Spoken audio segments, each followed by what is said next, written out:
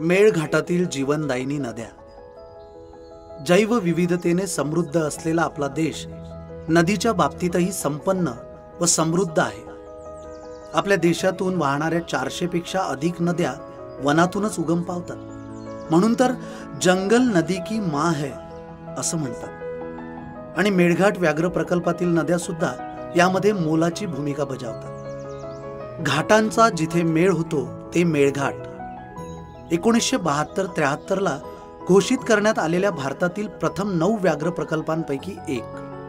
जैवविविधतेने संपन्न असलेले मेळघाट व्याघ्र प्रकल्प कीटकांसारख्या जीवांपासून तर वाघासारख्या संकटग्रस्त प्राण्यांचे हक्काचे आश्रयस्थान आहे. ज्या वनामध्ये वाघांचा व इतर वन्यजीवांचा संचार असतो ते वन समृद्ध समजले जाते. आणि ज्या वनामधून नद्या उगम पावतात ते वन देशासाठी समृद्धता आणते. आणि मेळघाट व्याघ्र प्रकल्पातून वाहणाऱ्या जीवनदायिनी नद्या सदैव देशाच्या संपन्नतेत भर घालतात. मेळघाटच्या वनातून सिपना, गडगा, डोलार, खंडू व खापरा या नद्या उगम पावतात व पुढे तापी नदीला जाऊन मिळतात. हीच तापी नदी पुढे स्थानिक समाजासोबतच महाराष्ट्र, मध्य प्रदेश व गुजरात या राज्यांच्या शेती व समृद्ध जीवनाचा अंग आहे. याशिवाय वान नदी सुद्धा या वनाच्या गाभा क्षेत्रातून वाहते. या नदीवर हनुमान सागर धरण सुद्धा उभारले आहे. या धरणाचे पाणी तेल्हारा तालुका व बुलढाणा जिल्ह्यातील शेतीला, गावांना व शहरी समुदायाला होते. सिपना नदी सागाच्या जंगलातून वाहणारी मेळघाटची ही महत्त्वपूर्ण नदी. मेळघाटच्या घनदाट वनातून उगम पावणाऱ्या या नदीला अनेक लहान नदी व नाले मिळतात. ही नदी डोंगर दऱ्यातून वाहत जवाहरकुंड, सेमाडोह, हरिसाल या व्याघ्र प्रकल्प क्षेत्रातून साधारणतः 37 किलोमीटरचा प्रवास करत पुढे तापी नदीत विलीन होते.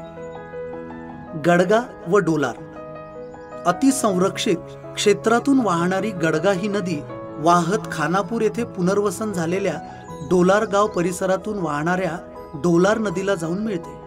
गडगा ही नदी संरक्षित क्षेत्रातून 39 किलोमीटर तर डोलार नदी 31 किलोमीटर वाहतात व या दोन्ही नद्या तापी नदीला जाऊन मिळतात. खंडू नदी मेळघाट व्याघ्र प्रकल्पाच्या जारिदा वन परिक्षेत्रातून वाहणारी ही नदी उगम स्थानापासून पुढे 61 किलोमीटर वाहत जाऊन तापी नदीला मिळते. खापरा नदी मेळघाट व्याघ्र प्रकल्पाच्या घाटांग वन क्षेत्रातून वाहणारी ही नदी 72 किलोमीटरचा प्रवास करत तापी नदीत समाविष्ट होते. वान नदी मेळघाट व्याघ्र प्रकल्पातील अतिसंरक्षित धारगड वन परिक्षेत्रातील गुल्लरघाट तलावाजवळून वान नदी उगम पावते. ही नदी आकोट वन्यजीव विभागातून वाहणारी अत्यंत महत्त्वाची नदी असून संरक्षित क्षेत्रातून साधारणतः 43 किलोमीटरचा प्रवास करते. ही नदी पूर्णा नदीची उपनदी असून पूर्णा नदी सुद्धा तापी नदीची उपनदी आहे. या सर्व जीवनदायिनी नद्या मेळघाट व्याघ्र प्रकल्पाचा अविभाज्य अंग आहे.